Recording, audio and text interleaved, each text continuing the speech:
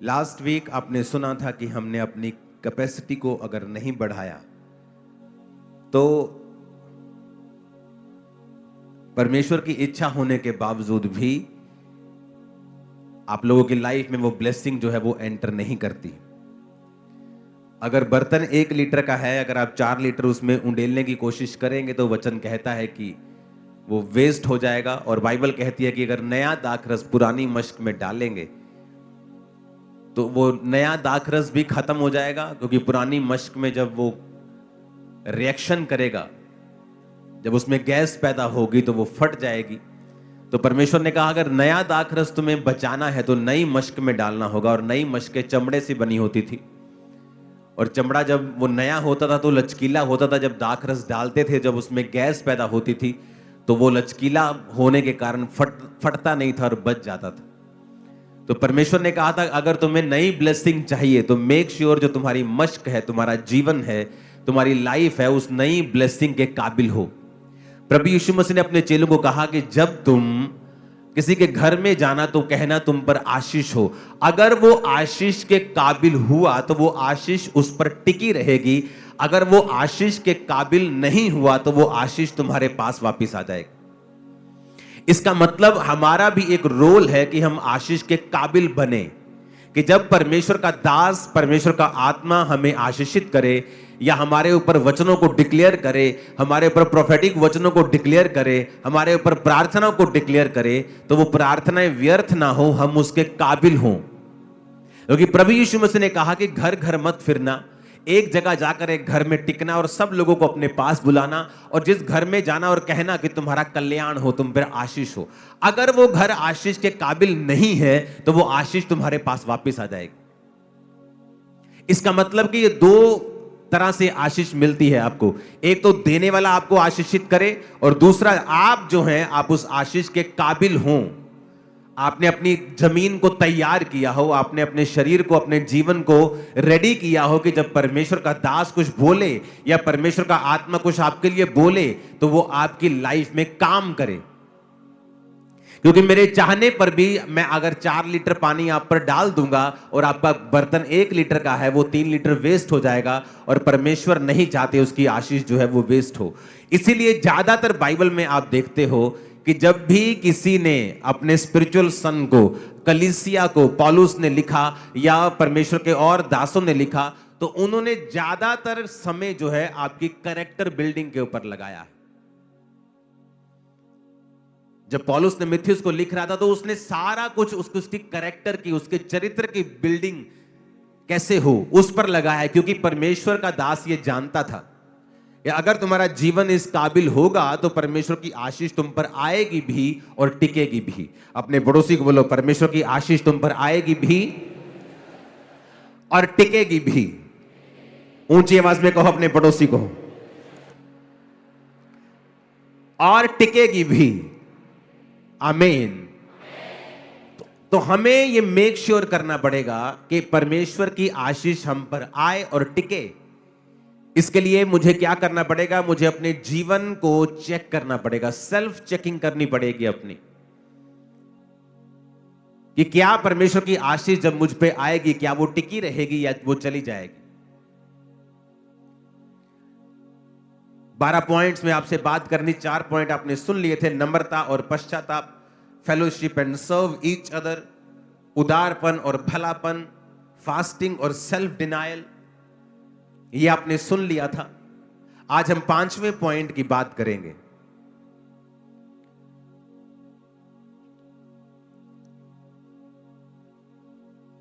जो है, अपने पड़ोसी को बोलो, इंतजार करना। फिर से बोलो अपने पड़ोसी को, इंतजार करना।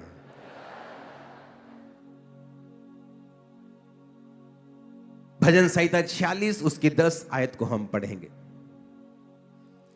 कहता, चुप हो जाओ और जान लो कि मैं ही परमेश्वर हूं। मैं जातियों में महान हूं, मैं पृथ्वी भर में महान हूं।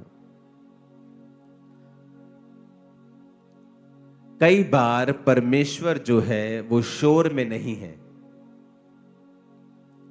पर स्टिलनेस में है। बी स्टिल, ये ज्यादा पावरफुल वर्ड है, चुप हो जाओ से। स्टिल होता है कि आप बिल्कुल आप शांत हो गए हैं अंदर से।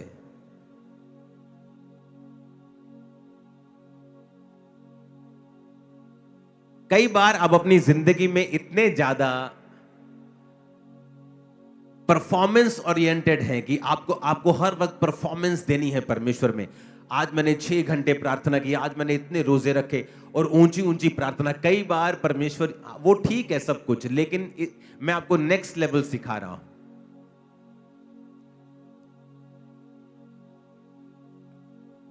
कई बार आपको कोई प्रॉब्लम हो गई, कोई घटना आपकी लाइफ में हो गई, इसको थोड़ा प्रीचिंग मोड पे करना, हल्का सा गूंज कम करना। समथिंग कुछ आपके साथ हुआ, कोई परीक्षा में आप गए, उस समय आप फास्टिंग करते हैं, प्रार्थना करते हैं। कई बार हम भूल जाते हैं स्टिल होना, चुप होना और परमेश्वर के राइट मैसेज को अपनी स्पिरिट में लेना। मैं जो आपको बातें बता रहा हूं ये प्रैक्टिकल हैं और डीप है जो मैं आपको बता रहा हूं। सम टाइम आपकी लाइफ में एक परीक्षा एंटर करती है, आप बोलते ओह ये क्या हो गया। आप उसके लिए प्रार्थना करते हैं, आप उसके लिए दवाई खाते हैं, आप उसके लिए फाइनेंस का कुछ करते हैं, आप उसके लिए प्रार्थना करते हैं, उपवास करते हैं, आप बेचैन हो जाते हैं। सम टाइम आपको स्टिल होना होता है और आपको परमेश्वर से प्रार्थना करनी होती है कि मैं इस सिचुएशन में क्यों हूं। और कई बार आपकी प्रार्थना के शोर में परमेश्वर आपसे बात नहीं कर पाता, या जब आप, ये मैं स्पिरिचुअल बात कर रहा हूं, मैं आवाज की बात नहीं कर रहा हूं, मैं शोर की बात नहीं कर रहा हूं, मैं समथिंग आपको स्पिरिचुअल सिखा रहा हूं। आपको समझने के लिए भी आज 2 दिमाग लगेंगे। सम टाइम आपको बैठना होता है और स्टिल हो जाना होता है। आप ध्यान हटा दो, आपको कहां पेन हो रही है, कहां आपके फाइनेंशियल प्रॉब्लम है, कहां आपका पति, आपका बेटा आपको तंग कर रहा है। वो सारी बेचैनियां, वो सारी उधेड़ बुन, वो सारी बेचैनी, सारा हिलाने वाला सिस्टम, वो सब उनको त्याग कर आपको जस्ट प्रार्थना में स्टिल होकर बैठना होता है और जस्ट पवित्र आत्मा को कहना होता है कि आप मुझे इस सिचुएशन में क्या मैसेज देना चाहते हैं। आप हैरान हो जाएंगे जब परमेश्वर का आत्मा उस सिचुएशन में आपसे बात करेगा और आप उसको फॉलो करेंगे। आप अपने आप को नेक्स्ट लेवल पे देखेंगे जो आपने पहले कभी नहीं देखा। पर ये बात सारी मैं आपको प्रैक्टिकल थोड़ा बता रहा हूं, इसको समझाना भी मुश्किल है थोड़ा सा। आप कई बार इतने बेचैन होते हैं प्रार्थना में और आप अपनी लाइफ की इन चीजों में कि आप भूल जाते हैं कि आपको परमेश्वर कई बार स्टिल जब आप होते हैं, जब आप काम होते हैं,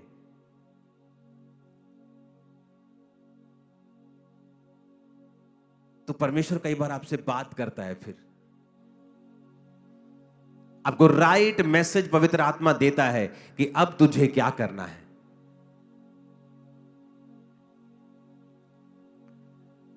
मैं नहीं जानता आपको समझ आ रही है कि नहीं, थोड़ा थोड़ा आ रहा है कि स्टिल होना, शांत होना, जो यहोवा की बाट जोते हैं वो नया बल प्राप्त करते जाएं। यशाया 40 उसकी 31 आयत। यहोवा की बाट जोहने का मतलब है, कई बार आपको लगता है कि परमेश्वर लेट है और आप प्रार्थना कर रहे हैं, परमेश्वर तू जानता है मेरी उम्र 35 साल की हो गई, मैं अभी तक शादीशुदा नहीं हूं, देख सारी लड़कियों की शादी हो गई, परमेश्वर सारे मुंडिया का ब्याह हो गया, परमेश्वर मेरा कदों होएगा, परमेश्वर कदों तू। और कई बार हम इतने बेचैन हो उठते हैं कि हम भूल जाते हैं कि हमें स्टिल होना है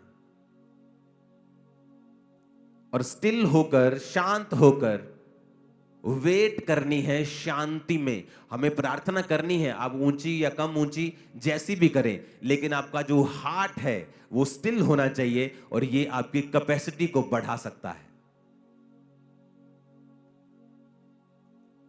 आप स्टिल नहीं हो सकते जब तक आपको परमेश्वर के ऊपर भरोसा नहीं है, जब तक आपको उस पर एब्सोल्युटली आपको ट्रस्ट नहीं है परमेश्वर के ऊपर कि मेरी लाइफ में जो कुछ भी हो रहा है उसमें पूरा पूरा परमेश्वर मेरे साथ है। ये फाइनेंशियल ट्रबल, ये फिजिकल ट्रबल, ये सेहत की मुश्किल, इसमें मेरा परमेश्वर मेरे साथ है। जब आप स्टिल हो जाते हैं, जब आप शांत हो जाते हैं और जान लेते हैं कि वो परमेश्वर है, सडनली आपकी स्पिरिट में आपको राइट मैसेज मिलने शुरू होते हैं। आपकी कमियों के विषय में, आपको क्या करना है उसके विषय में, या ये क्यों होया उस विषय में, या आपको नेक्स्ट लेवल पे लेके जाने के लिए था उस विषय में। आपको हर विषय के ऊपर राइट मैसेज मिलना शुरू होता है स्पिरिट से, और वही आपको चाहिए होता है नेक्स्ट लेवल पे जाने के लिए। कितनों को अब समझ आ रहा है?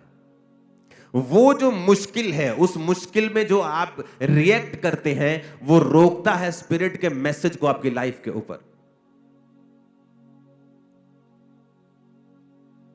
अपने पड़ोसी को बोलो, स्टिल होना, शांत होना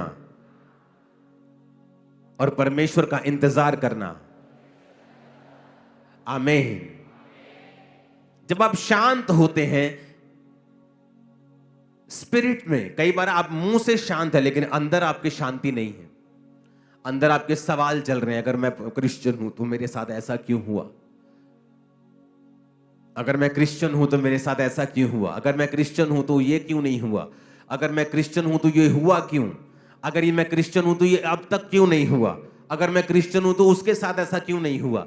वो आपको, अगर आपके अंदर वो वाली शांति नहीं है तो ये मुश्किल है परमेश्वर का आपके हृदय से बात करना। और जब परमेश्वर आपके हृदय से बात करता है, वो मोमेंट होता है जब परमेश्वर आपको नेक्स्ट लेवल पे लेके जाता है। जब तक आपका हृदय परमेश्वर की बात को सुनने के लिए रेडी नहीं है, तैयार नहीं है, तब तक आप नेक्स्ट लेवल पे नहीं जा सकते, क्योंकि एक्चुअल में उसका वचन ही है जो आपको छुड़ाता है और आपकी कैपेसिटी को बढ़ाता है और आपको नेक्स्ट लेवल के पर लेके जाता है। अपने पड़ोसी को बोलो, शांत रहना और जान लेना कि वो ही परमेश्वर है। आमीन। छठा पॉइंट है प्रार्थना और उपवास। लेकिन मैं अब ये जो पॉइंट आपको बता रहा हूं, प्रार्थना वाला हृदय। अपने पड़ोसी को बोलो, छठा पॉइंट, प्रार्थना वाला हृदय। अब लोगों को क्या लगता होगा कि ये सिंपल पॉइंट है, क्योंकि हमें प्रार्थना करनी हम सबको पता है, लेकिन मैं उस प्रार्थना की बात नहीं कर रहा हूं जो हम रोज करते हैं। जब परमेश्वर ने ये वचन आपको दिया था कि मैं इनकी कैपेसिटी को बढ़ाना चाहता हूं और इन्हें पॉइंट्स में बता कि ये अपनी कैपेसिटी को किस तरह बढ़ा सकते हैं, तो जो ये प्रार्थना वाला हृदय जिसकी मैं बात करने वाला हूं, वो नहीं है जो आप समझ रहे हैं। ये उससे अलग लेवल का जो मैं आपको पॉइंट बता रहा हूं, एक नेक्स्ट लेवल बता रहा हूं और एक गहरी बात बता रहा हूं जो आप आज समझ पाएंगे, ये मुझे भरोसा है। इसके लिए हमें जाना पड़ेगा नहम्याह, उसका 1 अध्याय, उसकी 1 आयत से मैं पढ़ूंगा। हकल्या के पुत्र नहम्याह के वचन, 20वें वर्ष में किस्लेव नामक महीने में, जब मैं शूशन नामक राजगढ़ में रहता था, तब हनानी नाम का मेरा एक भाई और यहूदा से आए हुए कई पुरुष मेरे पास आए, और तब मैंने उनसे बचे हुए यहूदियों के विषय में जो बंधुआई से छूट गए थे और यरूशलेम के विषय में पूछा। उन्होंने मुझसे कहा, जो बचे हुए लोग बंधुआई से छूटकर उस प्रांत में रहते हैं वो बड़ी दुर्दशा में पड़े हैं, उनकी निंदा होती है, क्योंकि यरूशलेम की शहरपनाह टूटी हुई और उसके फाटक जले हुए हैं। ये बातें सुनते ही बैठकर मैं रोने लगा और कितने दिन तक विलाप करता रहा और स्वर्ग के परमेश्वर के सम्मुख उपवास करता और ये कहकर प्रार्थना करता रहा, हे स्वर्ग के परमेश्वर यहोवा, हे महान और भय योग्य ईश्वर, तू जो अपने प्रेम रखने वालों और आज्ञा मानने वालों के विषय अपनी वाचा पालता और उन पर करुणा करता है। इस पर भी हम आएंगे, ये भी आज का एक पॉइंट है, लेकिन उससे पहले मैं एक आपको बात बताना चाहता हूं।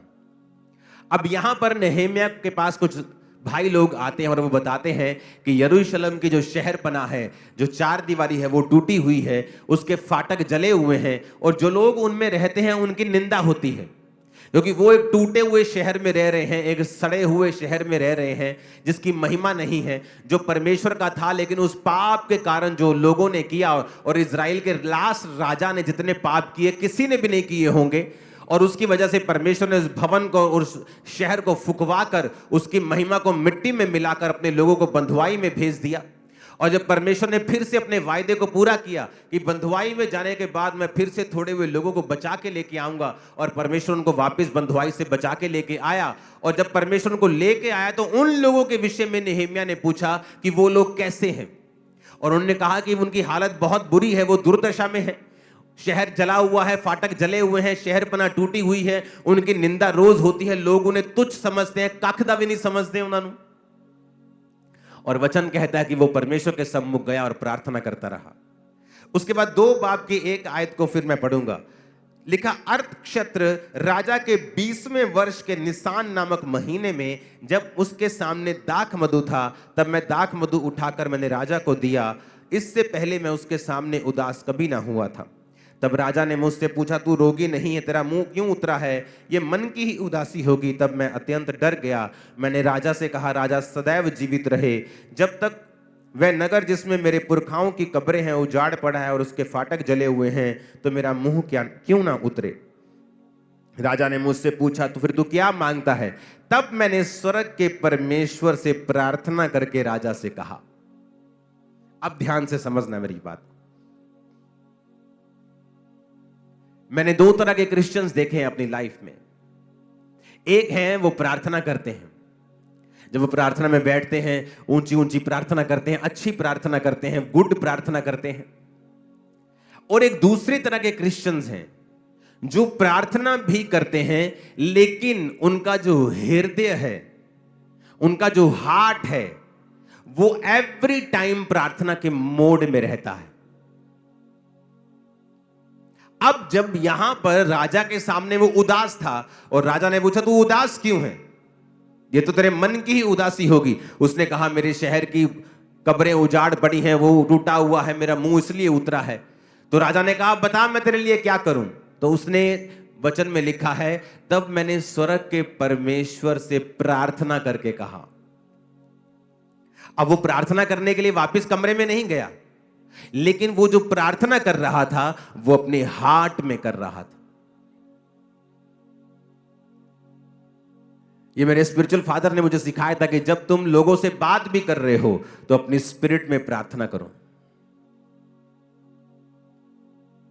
कई बार जब आपकी लाइफ में मैं आता हूं और ले हैंड करता हूं, आपको परमेश्वर प्रोफेटिक वर्ड बताता है, मैं आपके साथ बात कर रहा हूं, लेकिन इनसाइडली मैं परमेश्वर से बात कर रहा हूं।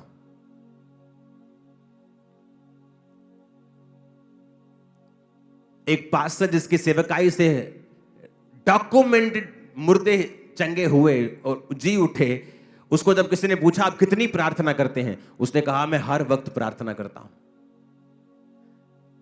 अब ये 2 तरह के लोग इसमें भी होंगे। एक होंगे जो बोलेंगे नहीं मैं बैठ के प्रार्थना नहीं करता हूं, मैं चलता फिरता प्रार्थना करता हूं, परमेश्वर को हर वक्त याद रखता हूं। वो उस तरह की प्रार्थना नहीं है जिसकी मैं बात कर रहा हूं। जिस प्रेयर वाले हार्ट की मैं बात कर रहा हूं, उस लेवल तक आप कभी नहीं पहुंच सकते जब तक आप रोज 3-4 घंटे प्रार्थना नहीं करेंगे मिनिमम। क्योंकि अगर आप कहेंगे मैं बैठ के प्रार्थना नहीं करता हूं, मैं चलता फिरता करता हूं, आप एक अलग लेवल पे हैं, आप छोटे लेवल पे हैं। लेकिन जिस लेवल की मैं बात कर रहा हूं, जब आप रोज परमेश्वर के साथ उसको अपना समय देते हैं, आप उसको अपना मुंह दिखाते हैं, आप प्रभु के सामने खड़े होते हैं, और जब आप प्रार्थना से उठकर फिर अपने कामों में चले जाते हैं, अपने बिजनेस में, अपनी जॉब में, अपने डेली अफेयर्स में चले जाते हैं, तब आपका जो हृदय है वो प्रेयरफुल होना चाहिए। मोस्टली लोग ये नहीं समझते हैं कि इससे इसे इंटीमेसी कहते हैं, परमेश्वर के साथ हर वक्त प्रभु के साथ जुड़े रहना। ये जो मैं आपको बता रहा हूं, मैं जानता हूं ये आम इंसान के लिए पॉसिबल नहीं है, लेकिन मैं आपको ये बता देता हूं, यही एक रीजन है आपकी कैपेसिटी को ये बढ़ा सकता है, इतना काबिल बना सकता है कि दुनिया आपको देखने के लिए होगी। मैं आपको बता रहा हूं, ये मैं आपको अपनी लाइफ के सीक्रेट दे रहा हूं कि जब आप किसी से प्रार्थना, आप बात कर रहे हैं, आप इनसाइडली परमेश्वर से प्रार्थना कर रहे हैं, और वो प्रार्थना सुनाई नहीं दे रही, आपके होंठ नहीं हिल रहे, आपका पूरा अटेंशन उस व्यक्ति की तरफ है, लेकिन इनसाइडली आप परमेश्वर के साथ अटैच्ड हैं और उससे बात कर रहे हैं। आप समझ पा रहे हैं कि नहीं? आप किसी से बात कर रहे हैं, लेकिन इनसाइडली आप प्रभु के साथ भी पूरे कनेक्शन में हैं उस समय। और ये चीज की प्रैक्टिस, ये चीज का अभ्यास आपकी लाइफ की जो कैपेसिटी है, अगर आपका बर्तन आज 100 लीटर का हो जाए, परमेश्वर कभी उसमें 50 नहीं रखेगा, वो 100 का 100 आपको देगा। और जो बातें मैं आपसे कर रहा हूं, ये आपको 1 से 4 नहीं है, 1 से 100 कर देगा। सडनली आपके बिजनेस के विषय में आपको आइडियाज आने लगेंगे, आपकी सेवकाई के विषय में परमेश्वर आपसे बात करने लगेगा, आपकी फैमिली के विषय में वो आपसे बात करने लगेगा। सडनली आपकी लाइफ में ऐसे ऐसे मोड आने स्टार्ट होंगे, आप समझ जाएंगे कि हां, परमेश्वर मेरी कैपेसिटी को बढ़ा रहा है, क्योंकि आपकी इंस्ट्रक्शंस, परमेश्वर की इंस्ट्रक्शंस आपके लिए, आपके जीवन के कदम, आपके नेक्स्ट कदम आपके चेंज होंगे और आपको मालूम होगा कि बदलाव मेरी लाइफ में आ रहा है। आमीन। कहता, जब राजा ने मुझसे कहा, बता तुझे क्या चाहिए, कहता मैंने स्वर्ग के परमेश्वर से प्रार्थना करके कहा। कहां? अंदर। लोगों को लगता है कि ओके, मुझे एक जगह खरीदनी है, ओके बैंक में बैलेंस है सीए साहब, हाँ हाँ बैलेंस है, ओके मैं जाता हूं जगह खरीदता हूं, और सडनली वो क्या देखते हैं, अपने आप को ट्रबल में फंसा हुआ। चाहे आपके पास पैसा है, चाहे वो जगह तैयार है जो आपने लेनी है, लेकिन उससे पहले आपको प्रार्थना करनी है। आपके पास पैसा है, आप ऑपरेशन करवाने के लिए चले जाते हैं, लेकिन उससे पहले आपको प्रार्थना करनी है। जो प्रेयर हार्ट है, एक तो प्रार्थना करना रोज, वो तो आपने करनी, वो तो मैं आपको इतने सालों से वचन दे रहा हूं, लेकिन आज मैं आपको कह रहा हूं कि उस प्रार्थना के बाद अपना हार्ट जो है वो प्रेयर में कनेक्टेड रखना है परमेश्वर के संग। अब आप रास्ते में जा रहे हैं, आप बस में बैठे हैं, आप क्या करेंगे बस में बैठ के? जो रील्स हम देखते हैं वो हमारा टाइम वेस्ट करती हैं, लेकिन जो कनेक्शन हम परमेश्वर के साथ बिल्ड करेंगे वो हमारा फ्यूचर ही नहीं, हमारी जनरेशन के फ्यूचर को भी बिल्ड करता है। अब क्या देखना है? रील्स देखना है कि हमें अंदर से कनेक्टेड रहना है परमेश्वर के संग? जो प्रार्थना वाला हृदय जिसकी मैं बात कर रहा हूं, वो जब आप उस लेवल पे आ जाते हैं, आप परमेश्वर से, आपको ये जोर नहीं लगता, आपको ऐसा, कई लोगों को लगेगा ये पागलपन हो सकता है, या ये ज्यादा ही कुछ ओवर नहीं हो गया? नहीं, आपको लगता है ये ओवर है, लेकिन बाद में जब आप इस बात को समझ जाते हैं और आप प्रभु के साथ कनेक्टेड रहते हैं, आप अपने परिवारों में भी रहेंगे, आप काम भी करेंगे, अपनी ड्यूटीज भी पूरी करेंगे, आप आनंदित भी रहेंगे, आप क्रिकेट भी खेलेंगे, सब कुछ होगा, लेकिन जो आप करते हैं आप कीजिए, लेकिन आप इनसाइडली आप पूरी तरह से परमेश्वर के साथ इंटीमेसी में होंगे और परमेश्वर आपसे बात करते रहेंगे, पवित्र आत्मा आपको गाइड करता रहेगा, आप कभी नीचे नहीं आएंगे, शैतान कभी आपका नुकसान ना कर पाएगा, मैं आपको बता रहा हूं। और ये पॉसिबल है, ये पॉसिबल है कैसे? वचन के साथ कनेक्टेड रह के। अब यहां पर जब वो प्रार्थना करता है तो क्या कहता है? प्रभु तेरे वचन में लिखा है, कहता मैं उपवास करता रहा और प्रार्थना करता रहा कि वो जो हमने पाप किया था, हमने बुराइयां की थी, जो ज्ञाएं विधियां नियम तूने मूसा को दिए थे हमने नहीं माने, हम अपनी ही गलती की वजह से इस बंधुआई में पड़े हैं। उसने वचन के साथ परमेश्वर के साथ प्रार्थना की।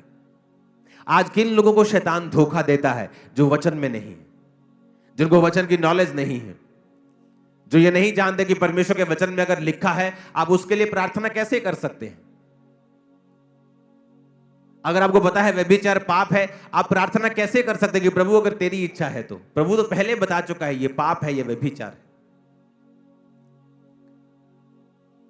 और जब हम वचन के साथ अटैच नहीं रहते हैं, हम बाइबल के साथ जुड़े नहीं रहते हैं, तब शैतान के पास मौका होता है हमें मिसगाइड करने का और हमारी लाइफ में से उन ब्लेसिंग्स को खत्म करने का और हमें गलत रास्ते में लेके जाने का। और उसके बाद जब गलत रास्ते में जाते हैं तो वचन कहता है उसका परिणाम नाग दोना सा कड़वा है। क्या कोई हो सकता है कि छाती पर अंगारे रख ले और उसको जले ना? फिर वो परिणाम होगा ही होगा, इसमें कोई शक नहीं।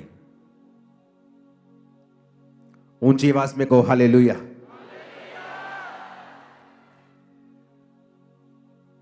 इसीलिए स्टिल रहना,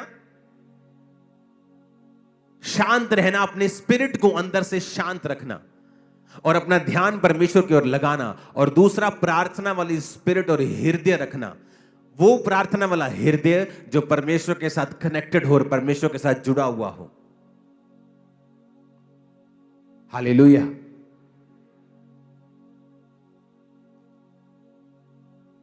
जब आप परमेश्वर के साथ कनेक्टेड होते हैं, फिर आपको फेसबुक से डाटा लेकर प्रोफेसी करने की जरूरत नहीं पड़ेगी। आपको लोगों को मूर्ख बनाने की जरूरत नहीं पड़ेगी। उसके बाद आप फिर परमेश्वर का दंड लें, ऐसी नौबत नहीं आएगी। आप किसी के सामने बैठे हैं और आप जब उनसे बात कर रहे हैं, आप अंदर परमेश्वर के साथ कनेक्टेड हैं और आप अंदर परमेश्वर से पूछ रहे हैं कि परमेश्वर इस व्यक्ति के बारे में मेरे ऊपर जानकारी तू शेयर कर, जाहिर कर। आप अंदर से प्रार्थना कर रहे हैं और आप उनकी बात भी सुन रहे हैं और सडनली परमेश्वर का आत्मा आपसे बात करता है।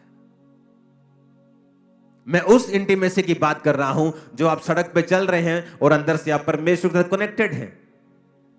आप प्लेन में हैं और प्रभु के साथ कनेक्टेड हैं। आप सिर्फ उस समय कनेक्टेड नहीं है जिस समय आप प्रार्थना कर रहे हैं, और प्रार्थना करने के बाद फिर आप पूरी तरह से वही कर रहे हैं जो संसार कर रहा है। मैं उस तरह की बात नहीं कर रहा हूं।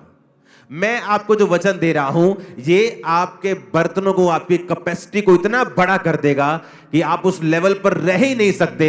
आपको नेक्स्ट लेवल पे जाना ही जाना है, इसी साल जाना है। आमीन। कनेक्शन परमेश्वर के साथ, इंटीमेसी को रखना अपने अंदर से।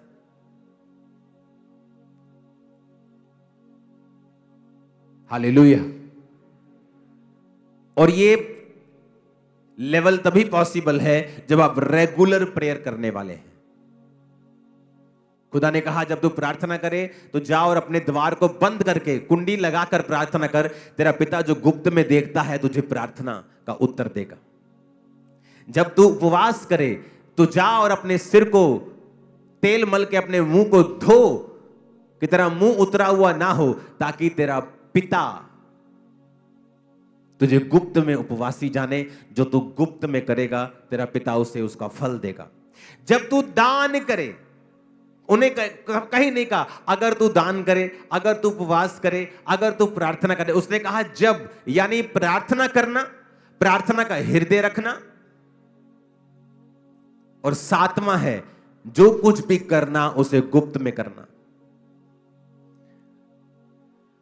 बाइबल कहती है जब प्रेरितों के काम की कलीसिया शुरू हुई, 120 लोगों के ऊपर जब पवित्र आत्मा उतरा और परमेश्वर का वचन पूरा हुआ कि जब तक प्रतिज्ञा पूरी ना हो, पवित्र आत्मा ना उतरे, तब तक यरूशलेम में मेरी बाट जोहना।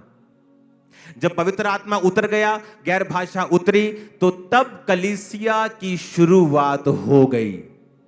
जब कलीसिया की शुरुआत हो गई तो कलीसिया जब स्टार्ट हुई, जब कलीसिया के खर्चे शुरू हुए, तो वचन कहता है कलीसिया के लोगों ने अपनी अपनी प्रॉपर्टी बेचकर प्रेरितों के पांव के ऊपर उस पैसे को रखते थे और वो उस पैसों से पूरी कलीसिया के काम को चलाते थे और सारी सेवकाई को वो करते थे। आज जब भी शैतान आपकी आशीष को खाना चाहेगा, वो आपको एक ऐसा दान वाला बना देगा, दान करता बना देगा, जिसे पूरी दुनिया इंटरनेट के ऊपर जानती है। और ये इसलिए है क्योंकि शैतान आपकी आशीष को खाना चाहता है। मेरी टीम को मुझे कहते 15 साल हो चुके हैं कि आप जो कुछ करते हो हमने ऐसा कहीं नहीं देखा है, आप इसे दिखाया करो। और मैं कभी नहीं दिखाता हूं। आपने जो चैरिटी के काम मेरे देखे हैं इंटरनेट के ऊपर, जो हम दिखाते हैं, वो हमारा 1% भी नहीं है, 1%। और सिर्फ इस मकसद के लिए है कि जो 2300 से 2500 मेंटरशिप के अंडर पास्टर्स हैं, जो लाखों कलीसिया हैं, दूसरे कितने देश हैं जो यहां नहीं आ सकते, वो हमें देखें और अपनी कलीसिया में उसी तरह से फॉलो करें। जब भी शैतान आपको देखता है कि आप अच्छे हैं, वो मेक श्योर करेगा कि आप कहीं ना कहीं से वचन को ब्रेक करें, ताकि आप पूरी आशीष परमेश्वर से ना ले सकें। क्यों एक सिस्टम बनाया गया कि अब ऐसा भी तो हो सकता है कि प्रेरित कहते हैं कि ठीक है भाई, तुमने अपना घर बेचा, ये 10 लोगों की घर की किस्त जानी है, ये 4 लोगों का राशन जाना है, तुम ऐसा करो, इनको दे दो। उनको आमने सामने नहीं करवाया। चर्च किस लिए? क्योंकि जब आप चर्च में, मैं भी चर्च में बोता हूं, आपका चर्च ये होगा, मेरा अलग होगा। मैं अपना टाइल्स जब बोता हूं, वो किसके बेहतरी में यूज हुआ है, अगर उसको ये पता है फिर तो मेरी महिमा हो गई। पर जब आप चर्च में बोते हैं, आपको नहीं पता आज आपका टाइथ किसी वीडियो के लिए जा रहा है, क्योंकि आप जानते हो इस चर्च में आप जब बोते हो तो मैं तनख्वाह में नहीं हूं, आपका पैसा मेरे पास नहीं आता है। आपकी ऑफरिंग को देखे मुझे सालों हो गए हैं, सालों, ईयर्स। वो एक बड़ी टीम गिनती है, बैंक में जमा करवाती है, बैंक से खर्चे होते हैं, मैं साइन करता हूं चेक्स के ऊपर, और एक टीम उस सभी को देखती है। In house CA, outside CA, in house team, disciples की टीम उसे चेक करती है कि सब कुछ, पैसे की गड़बड़ी कहीं भी ना हो। आपको नहीं पता, मुझे नहीं पता मेरा पैसा किस भले काम के लिए लगा, और वही गुप्त है, इसीलिए आप फल पा रहे हो। लेकिन जब आप इंटरनेट पे चले जाते हो और आप अपनी सारी जो भी आप करते हो उसे इंटरनेट पे डालते हो, क्या करता है शैतान? अगर वो देखता है कि एक विश्वासी अमीर है, वो ये कोशिश करेगा कि उसको बोले कि तू अपनी चैरिटी कर, तू खुद इंटरनेट के ऊपर आ, ताकि लोग, क्योंकि जब लोग ऐसा काम करते हैं तो आपको गुड फील होता है। Every good feeling is not from God. और आपको लगता है कि लोग आपको अप्रिशिएट कर रहे हैं, लोग आपको अच्छा कह रहे हैं। नो, ये बिब्लिकल नहीं है। मैं न्यूयॉर्क में एक चर्च में था। न्यूयॉर्क टाइम्स स्क्वायर दुनिया का सबसे महंगा एरिया है, और मैं वहां पे गया, और एक वहां पे चर्च में जो हेड है वो मेरे क्रूसेड के ऊपर थे, और वहां पर जो चर्च के हेड हैं उन्होंने मुझे इनवाइट किया कि आके आप आएंगे। मैंने कहा मैं क्यों नहीं आऊंगा, वो पिक्चर्स हैं हमारे पास वो चर्च की, अगर वो जाती हैं स्विचर्स पे तो भेजना आप। वो चर्च को जब हमने अंदर गए, हम इनवाइटेड थे, वहां हमने देखा तो वो चर्च के बारे में बताया कि आज उस जो चर्च की वैल्यू है वो 900 करोड़ रुपए है। और आप इमेजिन करो, जिस चर्च को खरीदा गया वो एक पोर्नोग्राफिक थिएटर था, वहां गंदे काम होते थे, लाइव नंगी लड़कियां वहां पे नाचती थी। और एक यहूदी बिजनेसमैन आया और उसने कहा मैं ये थिएटर को खरीदना चाहता हूं, और उस थिएटर को उसने करोड़ों नहीं खरब अरबों में खरीदा, एक चर्च को दान दिया, और सब गंदा काम एक दिन में बंद करवा दिया। और सुनो मेरी बात, आज तक उसकी फोटो नहीं पता कि वो व्यक्ति कौन है, वो कौन है। उस पास्टर ने मुझे बताया कि थोड़े दिन पहले यहां पे लोग आए थे और उन्होंने इस चर्च की वैल्यू को बताया कि हम आपको 800-900 करोड़ रुपए देने के लिए तैयार हैं। 900 करोड़, आप इस चर्च को छोड़ दो। जब वो चर्च थिएटर से चर्च में कन्वर्टेड हुई तो वहां पर फिर लॉ बना दिया गया कि अब कोई भी चर्च नहीं बनेगी थिएटर से। वो इतना बड़ा मुद्दा वहां पे बन गया था। वो आज टाइम्स स्क्वायर की ओनली चर्च है जो हर टाइम ओवर भरी रहती है, क्योंकि टाइम्स स्क्वायर में हर जगह जाने के लिए आपको डॉलर्स लगते हैं आपको, लेकिन वो चर्च फ्री सर्विस, जब कहती है फ्री सर्विस, लोग बहुत आते हैं वहां चर्च में वचन को सुनने के लिए। कितने मेरी बात को समझ रहे हैं? और आज तक उसका डोनर कौन है किसी को पता नहीं। कहीं उसकी फोटो नहीं लगी। लेकिन हमें चाहिए होता है अगर हमने 50,000 रुपए दिया, पत्थर पे नाम लिख के हमारा चर्च में लग जाए।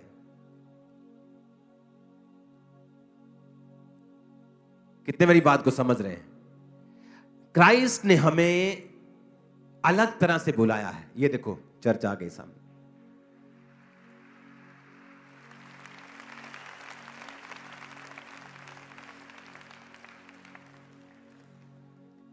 क्या सुंदर चर्च है, देखा आपने?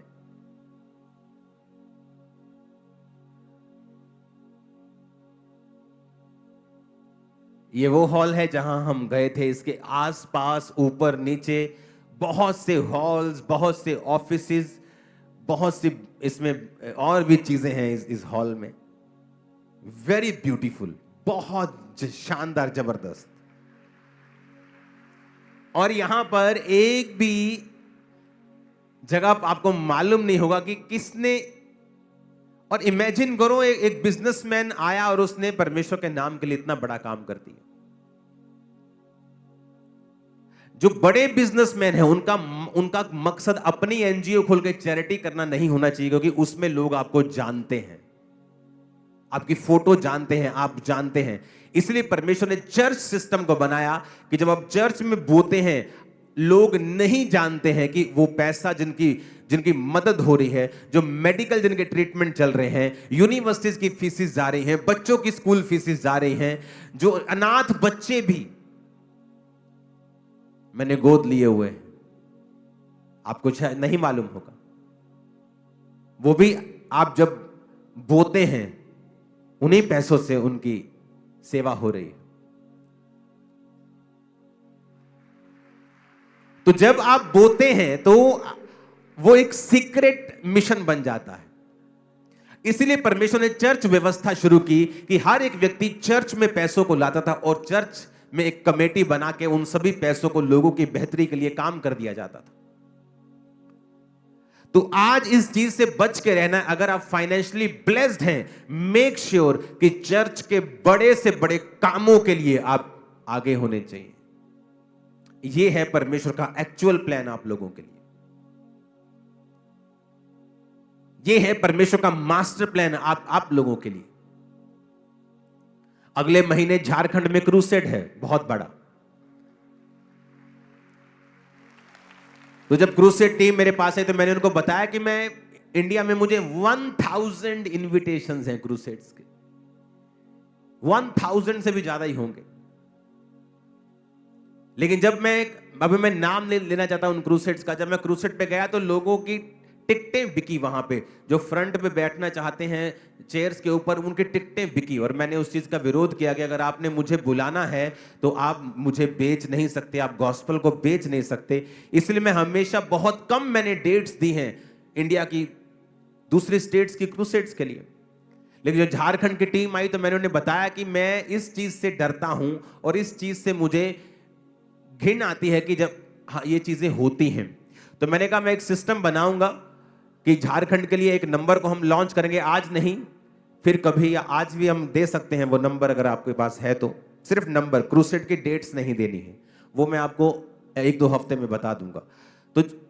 तो इसके लिए हमने एक नंबर बनाया कि इस नंबर पे जो लोग क्रूसेड्स के लिए बोना चाहते हैं, चाहे वो झारखंड के हों, चर्चिस वहां पे कोई भी कलेक्शन अब नहीं कर पाएंगे।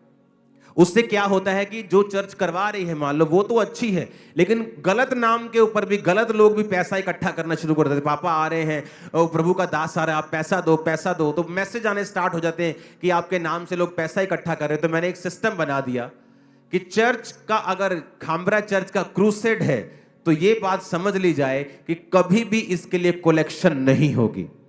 जिसने बोना है ये एक ही नंबर आपको दे दिया जाएगा, इस नंबर पे कॉल करो कि मुझे इस क्रूसेड के लिए बोना है, मुझे पार्टनर बनना है।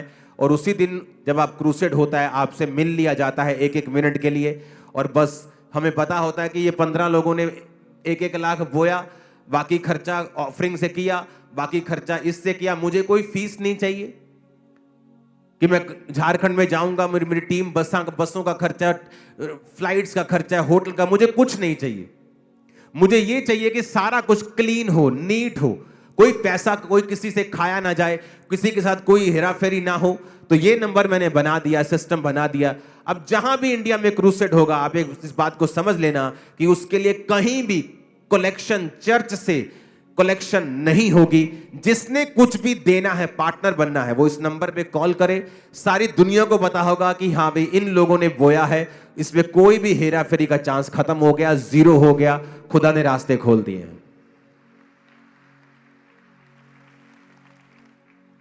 मुझे हमेशा से आदत है प्रोटोकॉल बना के चलने की।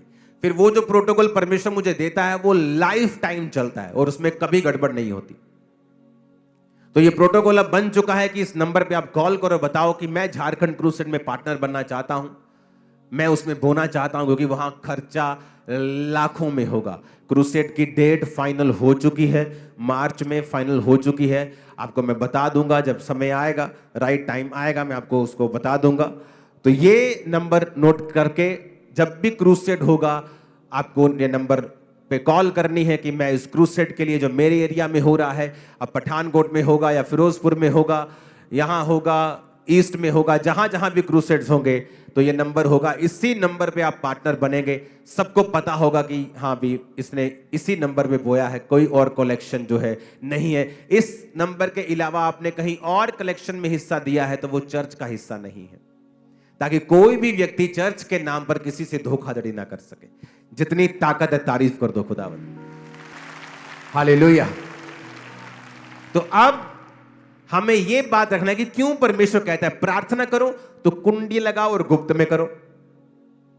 अगर तुमने रोजा रखना है तो ये नहीं तुम्हारी शक्ल बनी हुई हो, तुमने गंदे कपड़े डाले हुए, टाट डाल के तुम ऐसे झुक के चलो और लोगों को बताओ आज मेरे भाई ने रोजा रखा है।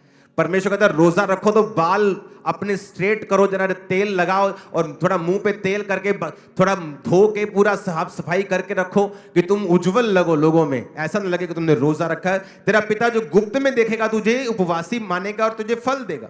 जब तू दान करे, तेरे दाहिने हाथ को पता हो, बाहिने को ना पता हो, तेरा दाहिना करे बाहिने को ना पता लगे, बाहिना करे दाहिने को ना पता लगे। जब तू दान करे तेरा दान भी गुप्त में हो। हालेलुया। अगर आप उन लोगों की हिस्ट्री देखेंगे जिन लोगों ने ओपनली आकर और बताया है कि मैं दानी हूं, मैं दानी हूं, आप देखेंगे उनकी रेपुटेशन एक समय में आकर बहुत खराब हो जाती है। उसका उनको कोई फायदा नहीं होता है। आपका दान गुप्त होना चाहिए। यही सिस्टम है। अगर हम अपने आप को कैपेसिटी में बढ़ते हुए देखना चाहते हैं तो जो विजन, जो दर्शन परमेश्वर देता है वो हमेशा कलीसिया को देता है। हालेलुया। परमेश्वर जो है वो मैनेजमेंट का परमेश्वर है। वो अगर आप मैनेजमेंट से बाहर जाएंगे वो आपके संग कभी काम नहीं करता। वो परमेश्वर ऑर्डर का परमेश्वर है। आप कभी बाइबल में बताओ जब परमेश्वर ने मूसा को भेजा कि किसी विश्वासी से परमेश्वर ने बात की हो और मूसा से ना की हो? कभी नहीं। परमेश्वर का एक ऑर्डर था, ठीक है मैं मूसा को ठहराता हूं, मैं मूसा से बात करूंगा, मूसा तुमसे बात करेगा, ये मेरा ऑर्डर है। उस ऑर्डर के बाहर जब भी आप जाएंगे आपको हमेशा निराशा मिलेगी। एक कपल मुझसे मिलने के लिए आए, पास्टर थे और उनकी वाइफ थी, और पास्टर ने डाइवोर्स फाइल कर दिया अपनी वाइफ के खिलाफ। जब उनसे मैं मिला तो मैंने जब उनको देखा तो वही ऑर्डर के खिलाफ चलना। क्या ऑर्डर था कि पास्टर ने कहा जब वो प्रेग्नेंट थी कि तू जा और अभी जाके डॉक्टर के पास जाके इसकी डिलीवरी करवा। डॉक्टर ने कहा तू लेट हो गई है, तू इसकी डिलीवरी कर। उस औरत ने कहा नहीं मैं परमेश्वर से पूछूंगी। जब बात हुई तो इसका रीजन यह था कि वो उसकी जो मम्मी थी औरत की, वो उसको गाइड करती थी बहुत, और वो अविश्वासी थी। तो उसने कहा प्रभु से मैं पूछूंगी। और जब उनके बेटा नहीं था, बेटियां ही थी, जब वो लेट हो गई औरत, तो वो जो बेबी बॉय था पेट में वो मर गया, उसकी डेथ हो गई। और जब वो मुझसे मिले तो मैंने कहा कि जब तेरा हस्बैंड इस बात को कह रहा है जा, तो तुझे पता है कि ये उसकी नहीं, ये परमेश्वर की आवाज है तेरे लिए, क्योंकि परमेश्वर का ये ऑर्डर है कि वो आदमी के जरिए एक हाउस होल्ड से बात करेगा। औरत को जो आदमी ने बनाया है वो कभी मेंटेन नहीं कर सकता, औरत उसको मेंटेन करके रखती है।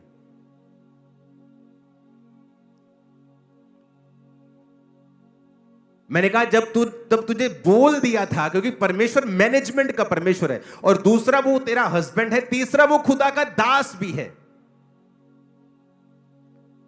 और जब वहां पे चीज ब्रेक हुई तो शैतान ने काम किया। तब मैंने उन्हें काउंसल करके भेजा, और मैं आशा करता हूं वो एक हो गए होंगे, जल्दी गवाही के लिए आएंगे। आमीन। शैतान चाहता है कि आप कहीं ना कहीं आप मैनेजमेंट के खिलाफ हो जाएं। मूसा ने एक औरत से शादी की और लोग उसके खिलाफ हो गए, क्योंकि वो वचन के खिलाफ था, या दूसरी जाति की वो थी, या कुछ रीजन इसका हो सकता है। परमेश्वर ने कहा अगर मूसा ने गलती की, तुम्हें किसने ठहराया कि तुम मूसा की इंसल्ट करो, और मरियम कोड़ी हो गई। तब उनको समझ आया कि जो परमेश्वर ने ठहराया है आप उसका विरोध नहीं कर सकते, क्योंकि ये उसके मैनेजमेंट का, उसके सिस्टम का विरोध होगा। जब भी परमेश्वर आपको ब्लेस करता है वो आपको मैनेजमेंट के नीचे रखता है। बहुत से लोग हैं पुराने समय में जो मैनेजमेंट के खिलाफ चले और आज अपनी जिंदगी में फेलियर बन के बैठे हैं, कहीं नहीं पहुंचे। उनके बाद के आए बच्चे उनसे कहीं अधिक ब्लेस्ड हैं, कहीं अधिक अनॉइंटेड हैं। वो काबिल भी थे, समझते भी थे, लेकिन इसका मतलब यह नहीं है कि आप काबिल हैं तो आप बुद्धि वाले हैं तो आप परमेश्वर की ठहराई चीजों के खिलाफ चल पाएंगे। हालेलुया। हमें यह समझना होगा कि परमेश्वर ने एक मैनेजमेंट को ठहराया है, एक चर्च ठहराया है, और वो चर्च जो गॉस्पल सेविंग में है, जो सोल सेविंग में है, गॉस्पल गिविंग में है, जो काम कर रहा है, जो हर तरह की चैरिटी कर रहा है, हमें उस मैनेजमेंट के नीचे रहना है। पैसे के मामले में, सेवा के मामले में, प्रार्थना के मामले में, उपवास के मामले में, हर तरह से। और जैसे ही आप ये करना शुरू करेंगे आपकी कैपेसिटी को वो बढ़ाएगा। एक ऐसा आइडिया आपके दिमाग में आएगा जो पहले कभी ना आया होगा। आमीन। ऊंचे वाला चाहिए चर्च। आई थिंक इस वचन को आपको दोबारा सुनना चाहिए एक बार घर जाके, क्योंकि ये वाकई परमेश्वर की ओर से है, और आप अपनी लाइफ में अपनी कैपेसिटी को बढ़ा हुआ देखेंगे। जो मैं आपको दे रहा हूं ये परफेक्ट वर्ड है। अगर आप इसे फॉलो करेंगे तो बिना रिजल्ट के आप नहीं रह पाएंगे। आमीन। एक दिन एक पास्टर मुझसे मिलने के लिए आए दूर जगहों से, और जब मैंने उनको सारी चर्च की चीजें दिखाई, इधर उधर जो पूरी तरह से हम फैले हुए थे, तो दिखाया, और प्रेयर माउंटेन, उसने कहा मैंने आपकी लाइफ में रिलैक्सेशन देखी है, इतना काम करने के बावजूद भी ये बहुत इम्पॉसिबल चीज मैं देख रहा हूं कि कहीं क्रूसेड्स हो रहे हैं, कभी मीटिंग्स होने की, फॉरेन क्रूसेड्स हो रहे हैं, सब जगहों पे बात चल रही है, कंस्ट्रक्शंस हो रही हैं, काम हो रहे हैं, गॉस्पल हो रही है, सुसमाचार रोज 500-700 लोग रोज जा रहे हैं, लाखों लोगों को सुसमाचार दे रहे हैं, मीडिया के जरिए काम। लेकिन आप रिलैक्स कितने हैं? और मैं एक्टिंग नहीं कर रहा हूं, मैंने कहा मैं ऐसा ही हूं, अब मैं ऐसा हो गया हूं। आपकी कैपेसिटी को परमेश्वर बढ़ाते हैं जब आप ये वर्ड फॉलो करते हैं। आमीन। अपने हाथों को उठाओ। आई थिंक आज के लिए इतनी खुराक काफी है। अगली खुराक आपको मैं थर्सडे दूंगा। उठाओ अपने हाथों को।